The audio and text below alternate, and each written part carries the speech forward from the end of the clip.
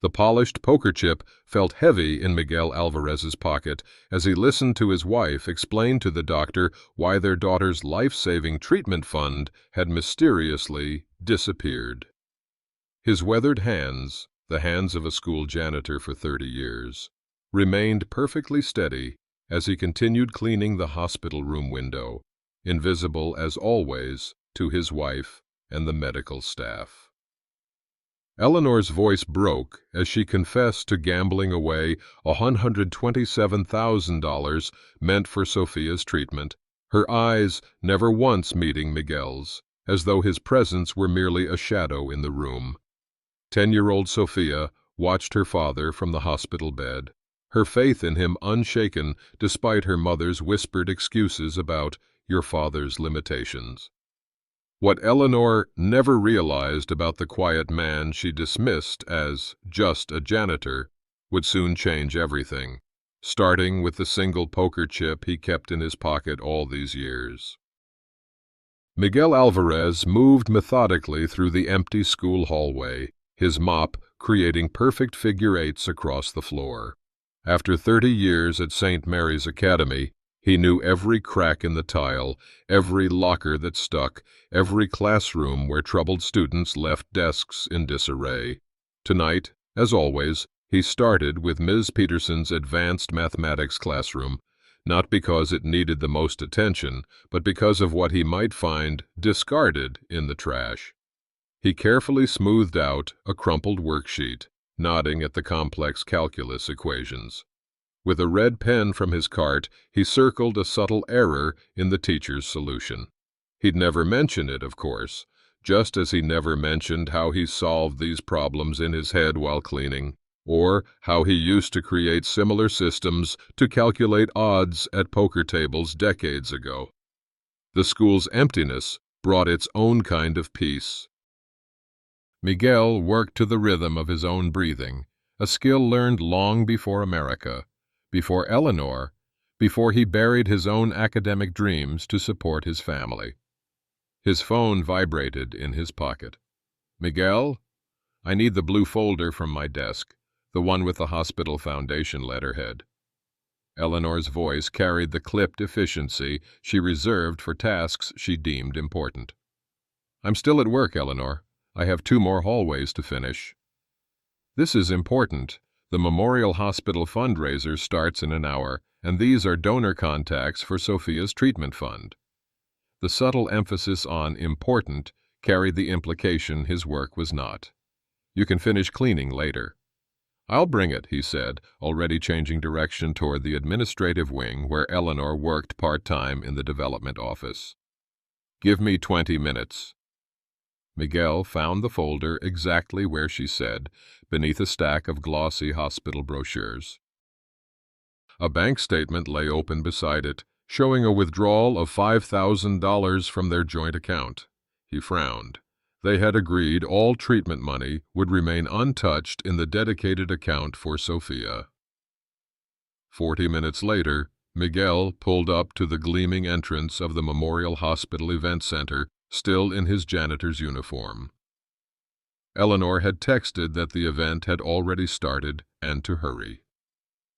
He tucked his weathered hands into his pockets, feeling the smooth poker chip he always carried. A reminder of another life, another skill set, another Miguel Alvarez that Eleanor had never known. The ballroom glittered with wealthy donors in evening wear. Miguel spotted Eleanor immediately, elegant in a dress he didn't recognize, laughing with Dr. Wilson and a group of hospital board members.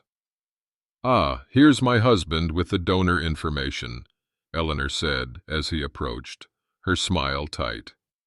She took the folder without quite meeting his eyes. When an older gentleman asked his name, Eleanor smoothly interjected, "He's with the maintenance staff at St. Mary's," before steering the conversation toward the experimental treatment Sophia needed. "Miguel, would you mind using the service entrance next time?" she whispered, handing him the car keys. "They're very particular about the guest list. You can wait in the car. I shouldn't be more than an hour." He nodded, noticing how she'd already turned away before he could respond. Across the room, Mr. Jenkins, the school principal, caught his eye with a sympathetic nod.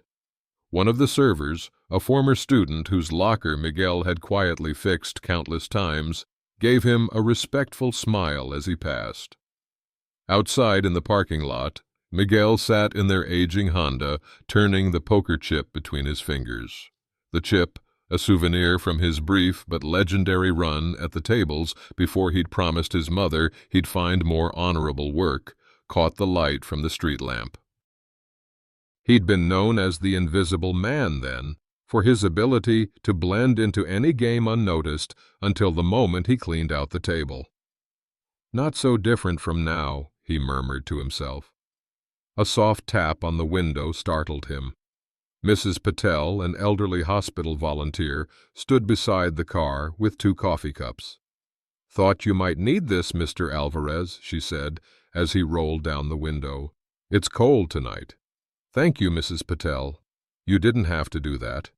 She handed him the coffee. "I saw what happened inside. Some people mistake kindness for weakness, you know." Her eyes held a knowing wisdom. "Your daughter has your patience. She told me about your math games during her treatments." Miguel smiled genuinely for the first time that evening. "Sophia is a quick learner. She said her father could solve any problem with enough time." Mrs. Patel patted his hand. "A valuable skill, patience. Especially when life tests us." After she left, Miguel noticed a bank alert on his phone. Another withdrawal, $10,000 this time, from the account that held Sophia's treatment fund. His stomach tightened. The fundraiser tonight was supposed to be adding to that fund, not depleting it. He slipped the poker chip back into his pocket as Eleanor emerged from the building, her expression unreadable in the darkness. Something wasn't adding up, and for the first time in years, Miguel felt the familiar mental clarity of a card player detecting a bluff. The oncology department's waiting room had become Miguel's second office over the past year. While Sophia received her treatment, he used these hours to catch up on paperwork, sleep, or increasingly to investigate the discrepancies in their finances. Today, with his daughter safely in Dr. Wilson's care, Miguel spread bank statements across his lap, creating a timeline of withdrawals against a calendar of Eleanor's fundraising events. The pattern was impossible to ignore. Large withdrawals, $5,000, $10,000, now $15,000, all coincided with evenings Eleanor claimed to be meeting potential donors.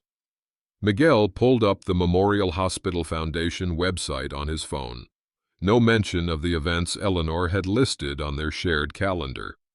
When he searched the dates and locations, however, a different pattern emerged. High-stakes poker tournaments at Riverside Casino, just across the state line. His hand went to the poker chip in his pocket, a habit from another lifetime. The familiar texture steadied him as his mind processed what he was seeing.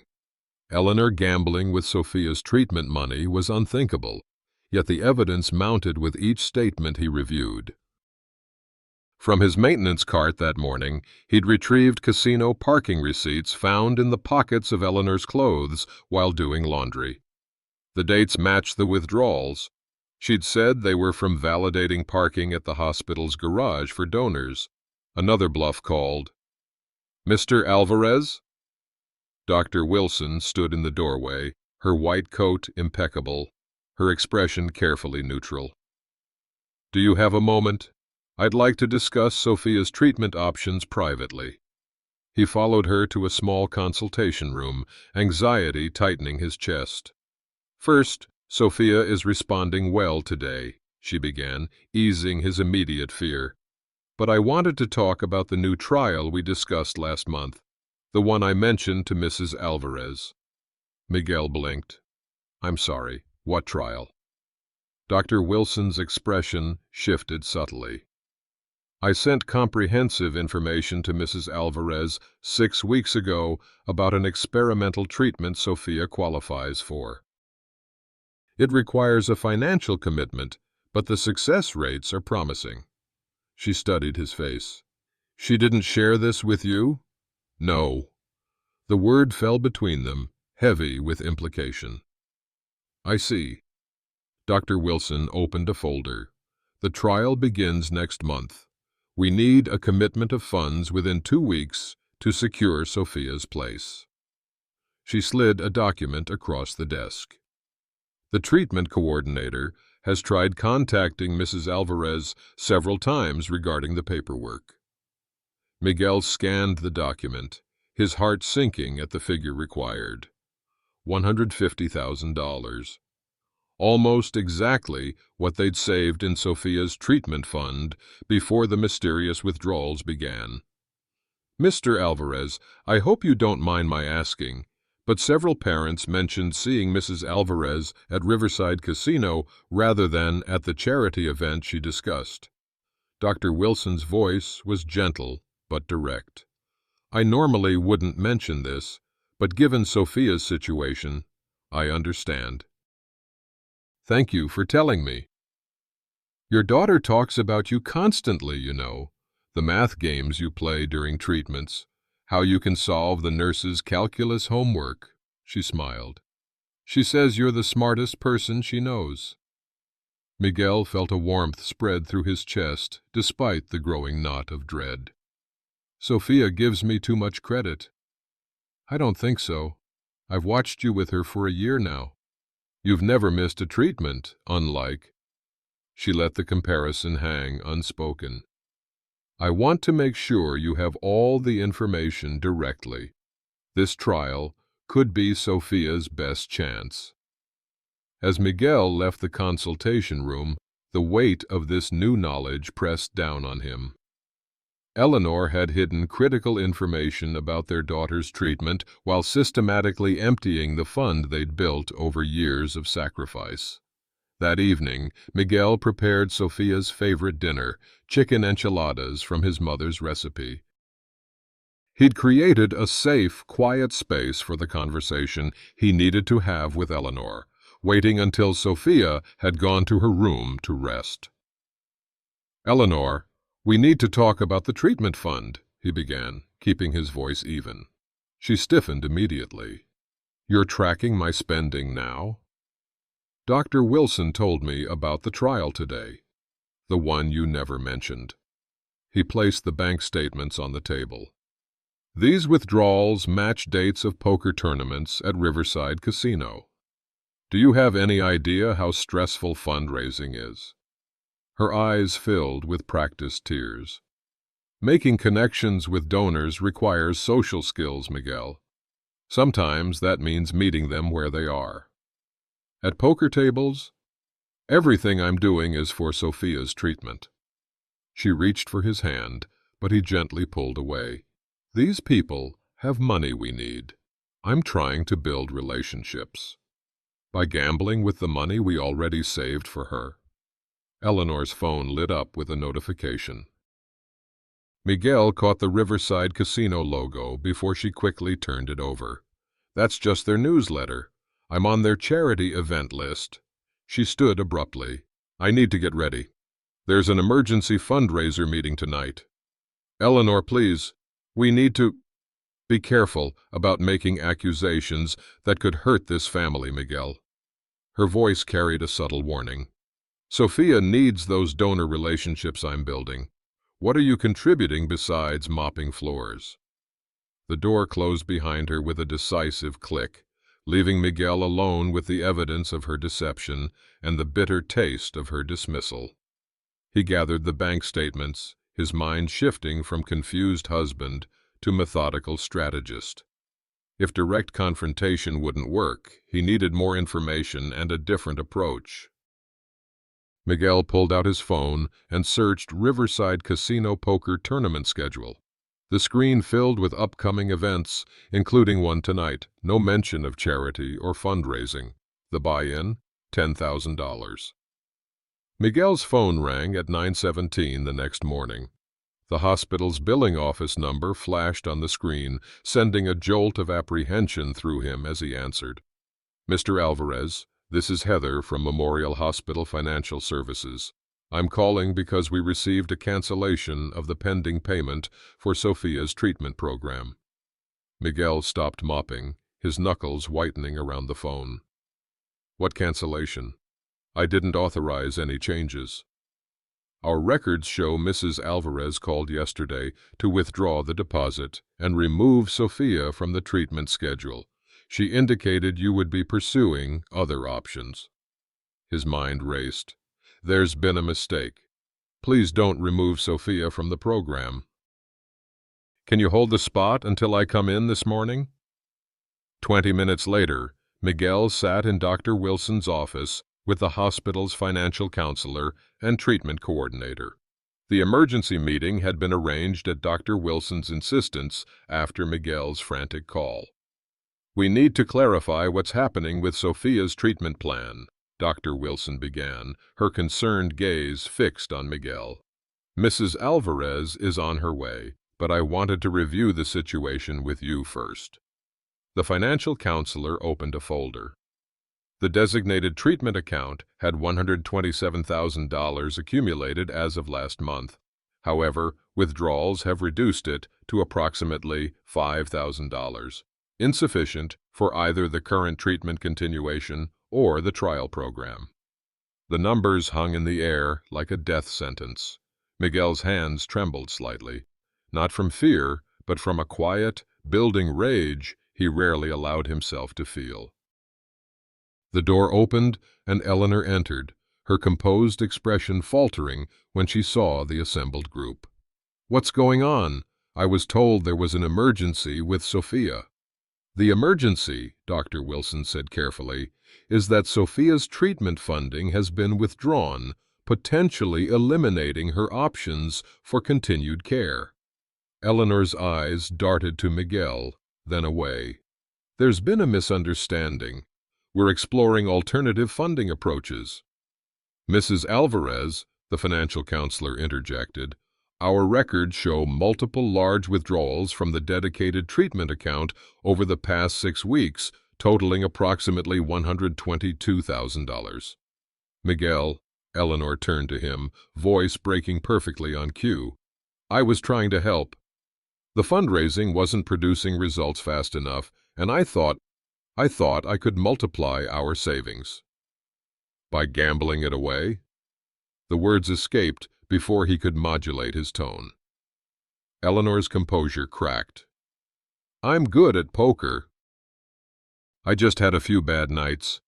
If we had better insurance or income, I wouldn't have had to take this risk." "Risk?" Miguel's voice remained quiet, but the room fell silent. "You risked our daughter's life." "Don't you dare blame me." Eleanor's voice rose sharply. "Your career choices left us with limited options. If you'd accepted that teaching position instead of staying a janitor, we'd have better insurance." Miguel became aware that Sophia might hear them from her treatment room next door. He lowered his voice. "Dr. Wilson, what does this mean for Sophia's treatment?" The doctor's expression was grave. "Without immediate financial commitment, we'll lose her place in the trial. The conventional treatment can continue for another 2 weeks on what insurance covers. But after that," she left the implications unspoken. "What if I make a partial payment today?" Miguel asked. "To hold her place." "How?" Eleanor laughed bitterly. "With your janitor's salary?" "Actually," the financial counselor interjected, "we could hold her place with a $25,000 deposit by the end of next week, with the remaining balance due before treatment begins." Eleanor stood suddenly. "I need some air." She left without looking at Miguel, the door closing with finality behind her. "Mr. Alvarez," Dr. Wilson said gently after a moment, "there's something else you should know. Mrs. Alvarez has taken a second mortgage on your home. The hospital received notification when they ran your financial verification for the trial." The final betrayal landed like a physical blow. The modest home they'd struggled to pay off for 20 years, mortgaged without his knowledge. In that moment, something fundamental shifted inside Miguel Alvarez. The quiet, accommodating man who'd accepted disrespect for decades receded, and in his place emerged the strategic thinker who had once dominated poker tables across the Southwest. "Thank you for telling me," he said, his voice steady. "I'll find a way to secure Sophia's place in the trial." After the meeting, Miguel found himself in the hospital chapel, seeking not prayer but silence to think. The poker chip moved methodically through his fingers, a tactile meditation that cleared his mind as it had years ago before big games. "Miguel Alvarez?" A voice broke his concentration. "I thought that was you." Miguel looked up to see an older man in an expensive suit, studying him with recognition. "Thomas Reeves," the man said, extending his hand. "We met a lifetime ago at a different kind of table." Recognition dawned slowly. Reeves had been a dealer at El Paso's underground poker rooms in the 90s, now apparently risen to legitimate success.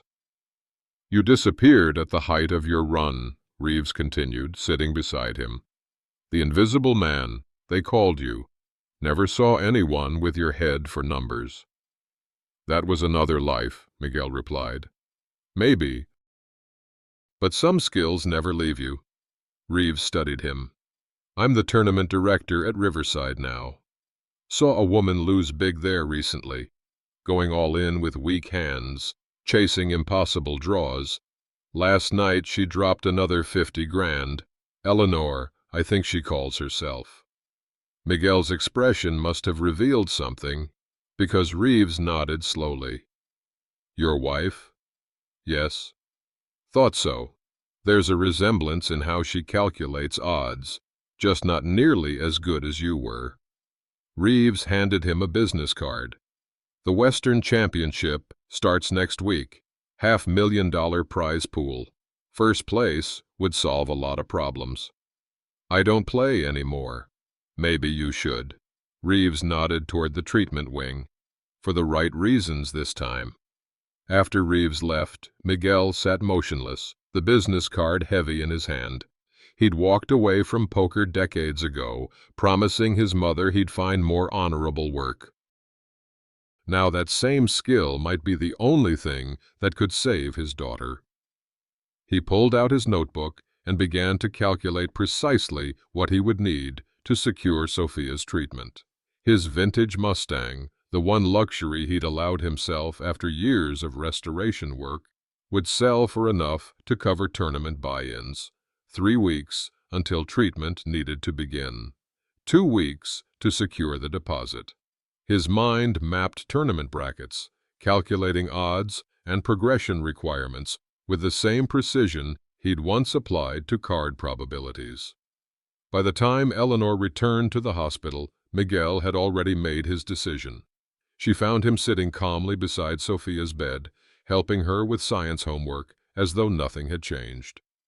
Only the poker chip, now visible on the bedside table rather than hidden in his pocket, suggested anything was different about Miguel Alvarez. The small apartment above Garcia's body shop hadn't changed in 20 years. Miguel climbed the narrow stairs, each step stirring memories of late-night strategy sessions and probability calculations. At the top, he knocked 3 times, then twice more, an old signal from another lifetime. The door opened to reveal Ernesto Garcia, now in his 70s, his mathematical genius hidden behind mechanics' coveralls and a gruff exterior. His eyes widened in recognition. Miguel Alvarez, el hombre invisible. He stepped back to allow Miguel entry. "I wondered if I'd ever see you again." The apartment was cluttered with books on game theory, probability, and advanced mathematics. Unusual decor for an auto mechanic, but Ernesto had always been more than he appeared, just like Miguel. I need your help, Ernesto. Miguel placed the poker chip on the table between them. For my daughter. Over the next hour, Miguel explained Sophia's condition, Eleanor's betrayal, and the desperate timeline they faced. Ernesto listened without interruption, his shrewd eyes assessing his former protege. "So you want back in the game," Ernesto said when Miguel finished. "After swearing you were done forever." "Not want, need." Miguel's voice was firm. "Sophia has 3 weeks before she loses her place in the treatment program." Ernesto shuffled a deck of cards with the fluid grace of decades of practice. "Your system still works. I've refined it, but the core mathematics you developed remain superior to anything else out there." He dealt a practice hand. "The question is, are you still sharp enough to execute it?" For the next 2 hours, they played hand after hand. Miguel's skills returned with surprising speed. The probability calculations, the pattern recognition, the disciplined emotional control. His mind processed variables with the same methodical precision he applied to organizing his maintenance cart or helping Sophia with her homework. "The Miguel Alvarez touch," Ernesto murmured, as Miguel correctly predicted his cards for the 5th consecutive hand. "Still there after all these years." "I need to enter the Western Championship," Miguel said. "That's where Eleanor lost everything. The symmetry feels right. The buy-in is steep, 25,000. I'm selling my Mustang tomorrow. Should bring 30,000 minimum." Ernesto's eyebrows rose. "The 67 you've been restoring for a decade. Eleanor agreed to that?" "Eleanor doesn't know yet." Miguel's expression hardened slightly. "There are many things we haven't shared recently." Ernesto studied him, then nodded decisively. "I'll stake half your buy-in for 10% of winnings, and I'll coach you through the preliminary rounds." He extended his hand. "Partners again, for the right cause this time."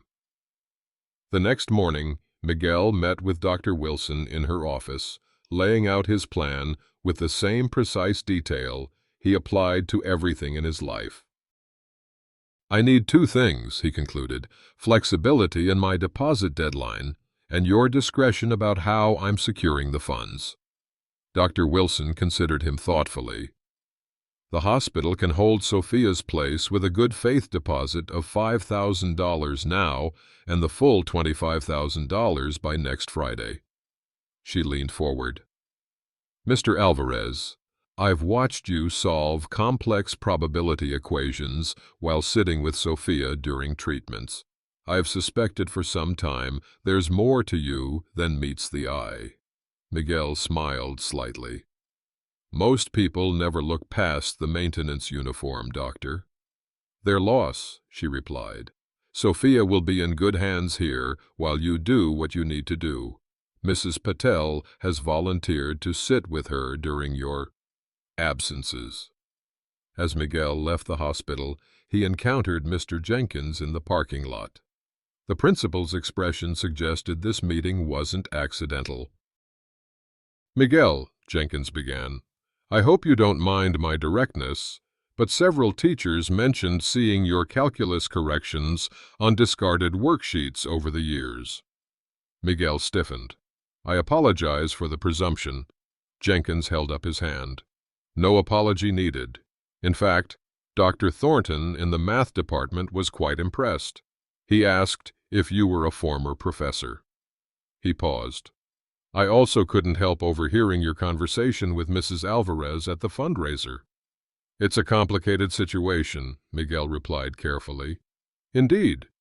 Which is why I wanted to offer flexibility with your work schedule for the next few weeks." Jenkins handed him a revised maintenance schedule.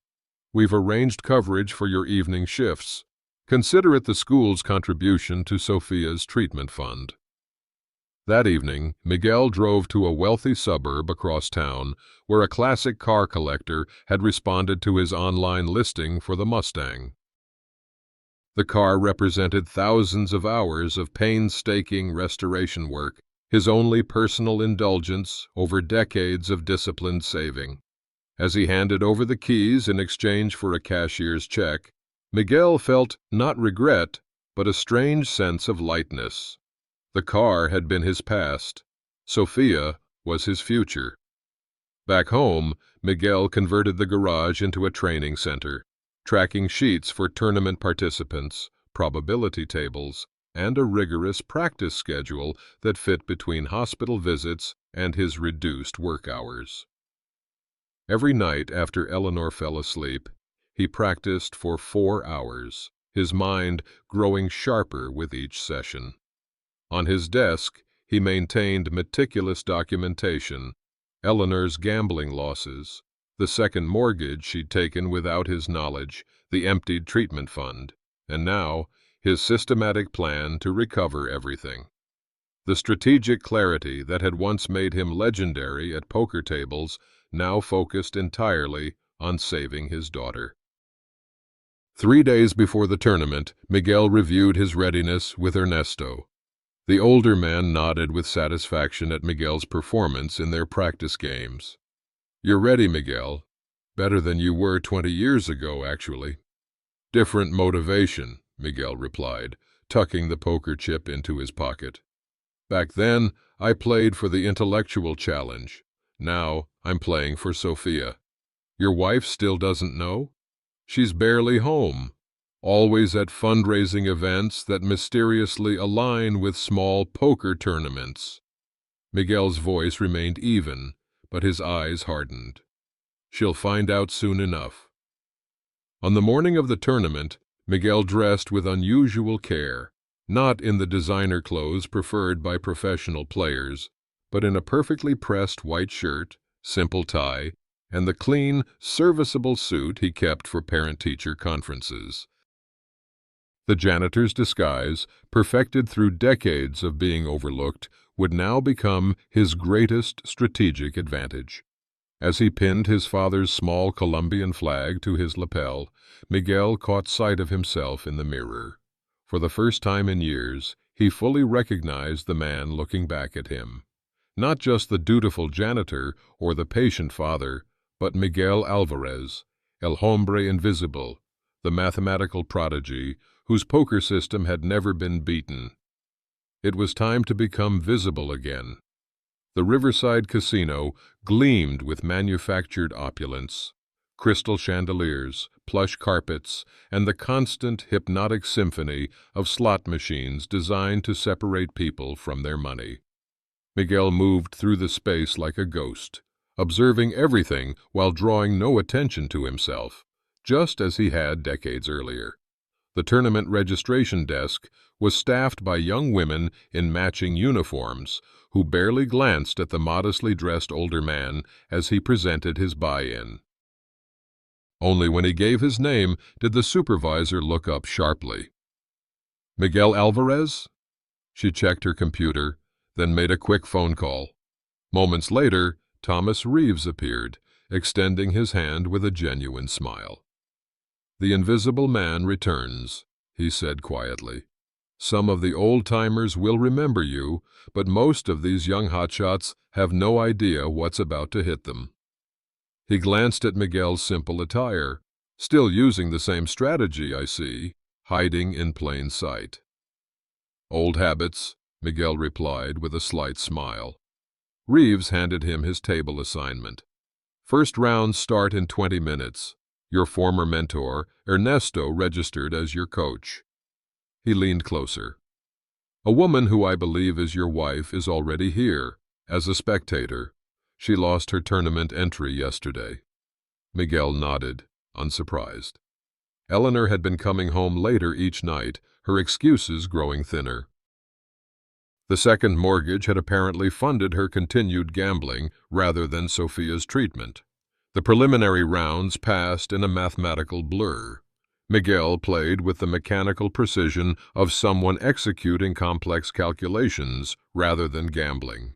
He eliminated 3 players in the first hour, his unremarkable appearance causing them to underestimate him until it was too late.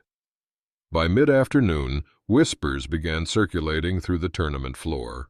Veterans recognized his playing style, the statistical precision, the perfect memory for cards played, the emotionless assessment of risk versus reward. "It's really him," he overheard one gray-haired player say. "The invisible man is back." During a break between rounds, Miguel stepped outside for fresh air and found Mrs. Patel waiting. Her presence surprised him. "Sophia wanted me to deliver this," she said, handing him a small paper crane. "She said it's for luck, though she insists you don't need it with your math skills." Miguel carefully tucked the crane into his breast pocket. "How did you know I was here?" "Dr. Wilson mentioned you were working on an alternative funding solution." Mrs. Patel smiled. "I've volunteered at hospitals for 40 years, Mr. Alvarez. I recognize determined parents when I see them." "Is Sophia all right?" "She's doing her science homework and wondering why her mother hasn't visited in 3 days." Mrs. Patel's gentle voice carried no judgment, merely facts. "Several nurses are following your progress, by the way. There's quite a fan club forming." When Miguel returned to the tournament floor, he noticed Eleanor standing near the spectator rail, her face pale as she watched him systematically eliminate another player. Their eyes met briefly across the room, her shock evident, his expression unreadable. By evening, Miguel had advanced to the second day of competition, his chip stack among the top 5 players.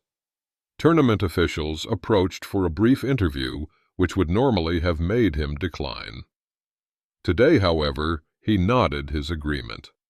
"Mr. Alvarez, you've created quite a stir returning to competitive play after more than 20 years, the interviewer began. "Many remember your legendary run in the 90s. What brought you back?" "Family medical needs," Miguel answered simply. "My daughter requires specialized treatment. Some would call poker gambling not a funding solution. For most, perhaps. For me, it's applied mathematics with a specific goal." His voice remained measured, dignified. "When conventional paths fail, a father does what he must." The interview aired on the casino's closed-circuit system and streaming service. By the time Miguel left that night, hospital staff, school faculty, and former underground poker players alike were following his progress. Mr. Jenkins had organized a viewing party in the school's faculty lounge for the finals, should Miguel advance that far. Eleanor confronted him in the parking lot, her composure cracking. "How dare you, after criticizing me, for trying to help our daughter the same way?" "Not the same way, Eleanor." Miguel's voice remained calm. "You gambled our savings on games you couldn't win. I'm using a skill I set aside for decades to recover what you lost. They're recognizing you in there. You've been lying to me our entire marriage about who you are. As you've been lying about where our daughter's treatment money went." He opened the car door. "We can discuss this after the tournament." "Miguel, wait." Her voice shifted to the persuasive tone he'd heard her use countless times with potential donors. "Let me help you. I know these players, their weaknesses, the way you knew the players who took our savings." He shook his head. "I'll see you at home, Eleanor." That night, Miguel reviewed the remaining player profiles with Ernesto, identifying the strongest threats. One name stood out: Victor Mercer, Eleanor's self-appointed poker mentor and a tournament professional with a reputation for aggressive play and questionable ethics. "He's good, but not as good as he thinks," Ernesto observed. "His weakness is overconfidence and a tell when he bluffs, a slight tension in his right hand." Eleanor mentioned him often, Miguel said, called him her investment advisor. Ernesto snorted. "Only investment was in his tournament entries, I'd guess. He targets wealthy amateurs, especially women, convinces them He can teach them to win, then cleans them out. Miguel's expression hardened. Then it seems appropriate he'll face me in the finals.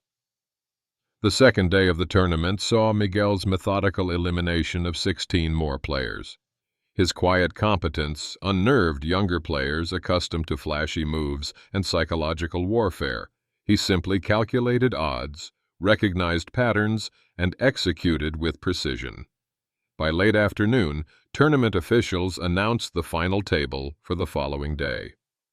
Miguel had secured his place alongside Victor Mercer and 6 other top players. The news spread quickly through Miguel's growing support network. That evening, as Miguel prepared for the final day, Eleanor made one last attempt to insert herself into his strategy.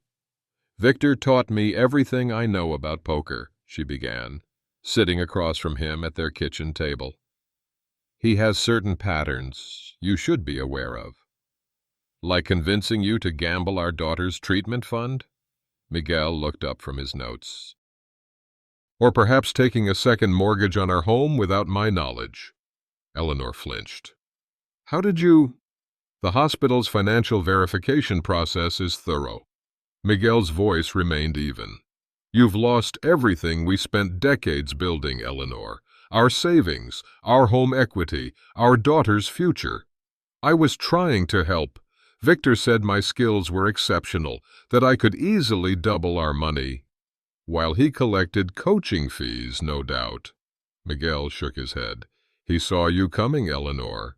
An amateur with access to cash and a desperate situation. The perfect mark." "And what are you doing that's any different?" she challenged, her voice rising. "The difference is that I will win." Miguel gathered his notes. "I suggest you attend tomorrow. You might learn something about the man you've dismissed as just a janitor for 30 years.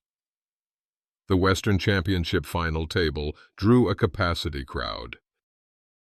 8 players remained from the original field of 327, with Miguel Alvarez, the unexpected story of the tournament, seated directly across from Victor Mercer, the odds-on favorite. Miguel arrived in the same simple suit, the paper crane from Sofia still in his breast pocket, his expression giving nothing away. A glance at the spectator section revealed a surprising array of supporters. Dr. Wilson and several hospital staff members, Mr. Jenkins and faculty from St. Mary's, Mrs. Patel with her hospital volunteer badge, and in the back row, Eleanor, her face tense with conflicting emotions. Tournament director Thomas Reeves welcomed the finalists and spectators with a brief introduction. When he reached Miguel, he paused. "Some of you may remember a player who dominated the Southwest Circuit in the 90s before disappearing, a mathematician whose system was never beaten." Reeves gestured toward Miguel. "The return of Miguel the Invisible Man Alvarez has been the story of this tournament." Victor Mercer studied Miguel with newfound wariness. The professional's usual confident smirk faltered slightly as recognition dawned. He'd been a novice when Miguel was at his peak, but the legends remained. "Mr. Alvarez has indicated he's playing for his daughter's medical treatment," Reeves continued, "while Mr. Mercer is seeking his 3rd consecutive championship title." The contrast could not have been clearer. The quiet janitor playing for his child versus the flashy professional defending his title. The audience's sympathies were evident in their applause. The final table began, with Miguel's methodical approach contrasting sharply with Mercer's aggressive style. 2 players were eliminated in the first hour, both falling to Mercer's calculated risks. Miguel continued his patient strategy, preserving his chips while studying each opponent's patterns. During the first break, Ernesto approached Miguel with careful analysis of the remaining players. "Mercer's targeting you specifically," he murmured. "He's playing more conservatively than usual when you're in a hand. He knows your reputation." Miguel nodded, his eyes tracking Victor as the professional chatted with spectators. He's also using the shuffling technique Eleanor described in her notes, the one that allows glimpses of bottom cards if you know what to look for. You notice that too? Ernesto raised an eyebrow. Tournament officials should be informed. Not yet, Miguel replied. I want to see how far he'll go first. As play resumed, Miguel's calculated patience began paying dividends. The third and fourth players were eliminated, leaving 4 competitors. Miguel's chip stack grew steadily while he continued observing Mercer's techniques with the detached precision of a scientist studying a specimen. By mid-afternoon, only 3 players remained: Miguel, Mercer, and a young online poker prodigy who played with mathematical precision but lacked experience reading live opponents. The audience had grown as word spread about the janitor challenging the reigning champion.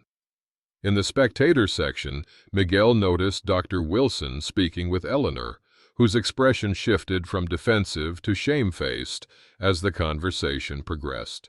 The hospital staff contingent had grown, many wearing small paper cranes pinned to their clothing, a symbol of solidarity with Sofia. The decisive hand against the young prodigy came when Miguel correctly calculated the probability of the player holding a flush, then raised just enough to force a difficult decision. The young man folded reluctantly, revealing later that Miguel had read him perfectly. 2 hands later, the prodigy was eliminated, leaving Miguel head-to-head with Victor Mercer.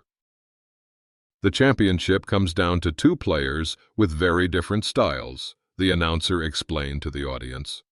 Victor Mercer, aggressive and flashy, versus Miguel Alvarez, methodical and precise. Mercer leaned forward. I taught your wife everything she knows about poker, he said quietly. She mentioned you were just a janitor, never said anything about your history. Eleanor sees what she expects to see, Miguel replied evenly. A weakness you exploited quite effectively. Mercer's right hand tensed slightly. The tell Ernesto had identified. Business is business, nothing personal. For you, perhaps. Miguel's voice remained calm. For me, it's entirely personal. My daughter's treatment fund that you helped empty. The head-to-head battle lasted nearly 2 hours. Miguel's chip stack dwindled initially as Mercer applied aggressive pressure, but the janitor remained unruffled, calculating odds and waiting for his opportunity. It came when Mercer overplayed a strong but not invincible hand. Miguel called a large bet, then raised significantly. Mercer, confident in his full house, pushed all his chips forward. All in. Miguel called immediately. I have a straight flush, 9 through king of spades. The table fell silent as the cards were revealed. Mercer's full house, impressive under normal circumstances, was indeed beaten by Miguel's straight flush. The mathematical improbability of the hand caused the tournament director to review the play footage carefully. What the review revealed wasn't any misconduct by Miguel, but rather Mercer's subtle manipulation of the deck during his shuffles, the technique Miguel had been documenting throughout their match.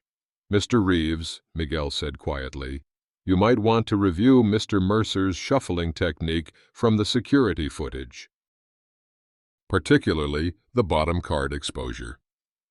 The ensuing investigation revealed a pattern of manipulation that, while subtle, violated tournament rules.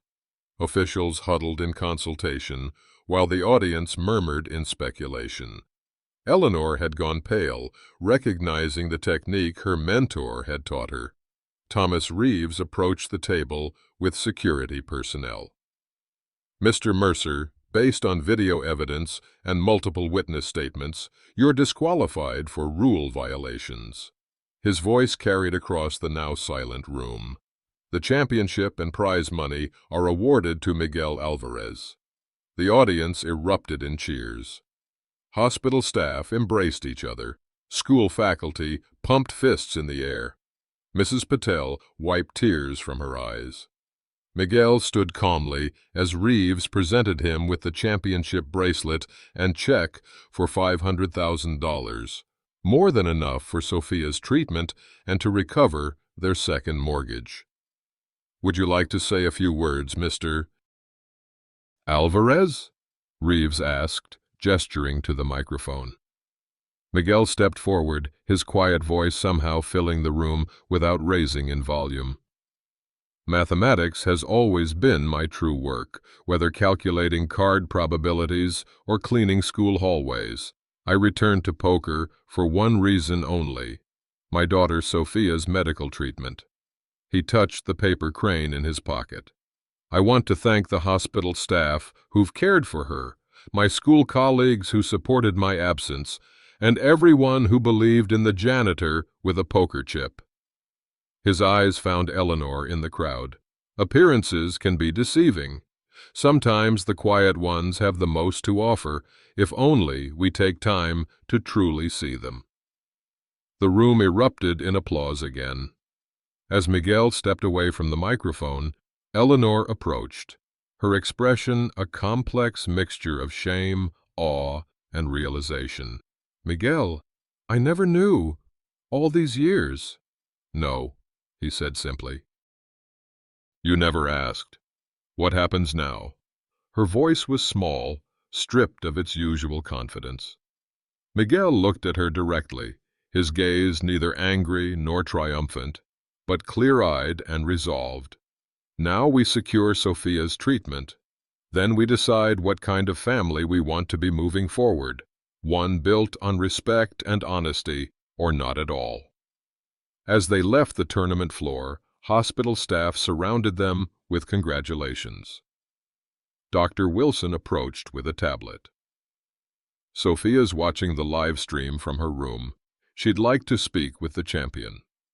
Miguel took the tablet, his face softening at the sight of his daughter's excited expression. "Dad, you never told me you were a poker legend." Sophia's voice bubbled with pride. "The nurses are going crazy.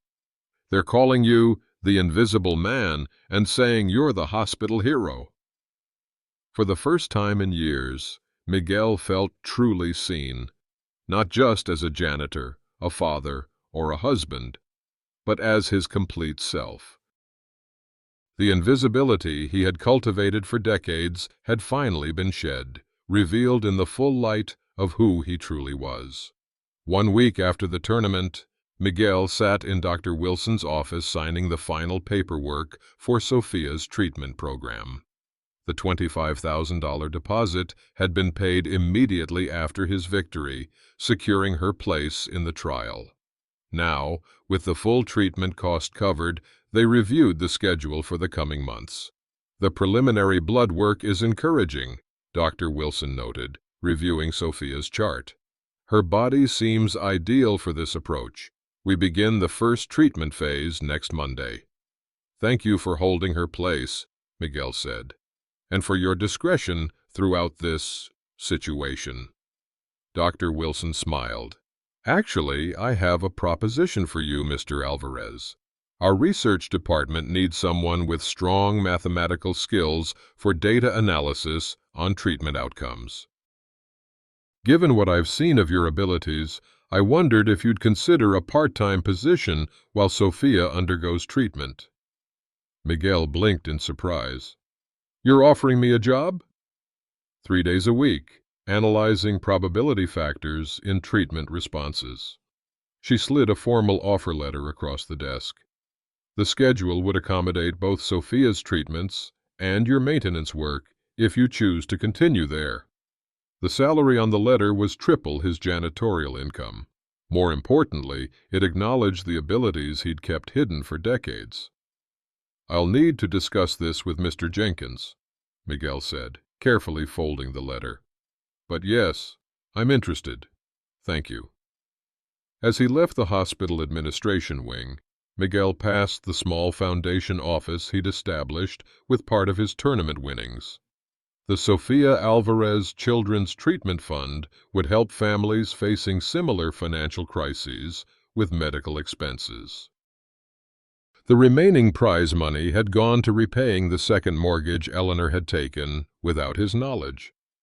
Eleanor waited in Sophia's room, her demeanor markedly changed from the confident, dismissive woman of weeks earlier. Since the tournament, she'd begun addiction counseling for gambling, acknowledging a problem that had escalated over years rather than months.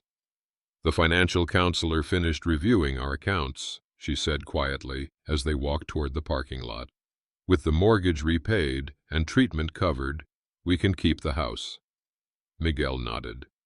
"There are conditions to moving forward, Eleanor." "I know." She looked down. "Separate finances, continued counseling, transparency about all decisions, and something more fundamental." Miguel stopped walking to face her directly. "Respect, not just for me, but for what each of us contributes to this family. No more just a janitor comments, no more undermining." Tears filled her eyes. "I've been so wrong about so many things, Miguel. Watching you at that tournament table, seeing how everyone respected you, hearing about your mathematical genius, I realized I never really knew you." "You never tried to know me," he corrected gently. "But that's not entirely your fault. I became comfortable being invisible. It was safer than risking disappointment." "Can we start over?" she asked hesitantly. "Not over, but differently." Miguel resumed walking. "Sophia needs both of us present and honest. The rest we'll figure out day by day." The following Saturday, Miguel sat with Sophia in the small garden outside the treatment center, teaching her chess rather than poker. The game's strategic elements provided the mathematical stimulation she craved without the gambling associations. "Chess is about patience and seeing several moves ahead," he explained, moving a knight. "Life works the same way. Is that how you won the tournament?" Sophia arranged her pieces with careful consideration. "By seeing ahead? Partly, I also recognized patterns others missed." Miguel watched her make a surprisingly sophisticated move. "Your mother never understood that my work as a janitor taught me to observe details others overlook." "Mom seems different now," Sophia noted. "She actually listens when I talk instead of just waiting for her turn." "People can change when they truly see themselves clearly." Miguel countered her move. "The hard part is maintaining that clarity." "Dr. Wilson says I might be able to go back to school part-time next month." Sophia captured his pawn with a triumphant smile. "She also said you're helping with research now. Will you still clean the school too?" "Yes, but fewer hours, Mr. Jenkins has offered me some mathematics tutoring sessions for struggling students." "So you'll be Miguel the janitor and Miguel the mathematician?"